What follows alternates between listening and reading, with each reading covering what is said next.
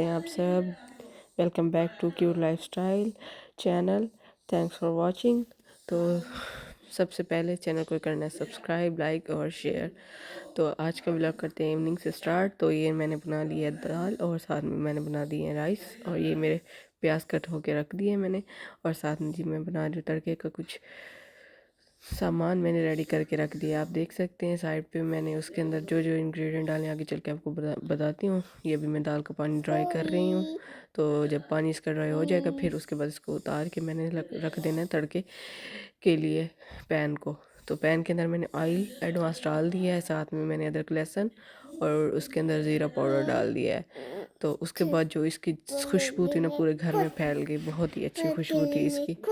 तो आप देख सकते हैं पानी इसका ड्राई हो रहा है, क्योंकि फ्लेम मैंने थोड़ी हाई कर दी थी ताकि अच्छी तरह से पानी इसका ड्राई हो जाए, क्योंकि दाल का पानी अपने दाल में ड्राई करना होता है। कुछ को पानी वाली दाल भी पसंद होती है, बट मुझे थोड़ा सा नॉर्मल पसंद है। तो जैसे आपकी मर्ज़ी, आप जिस तरह की भी बनाएं।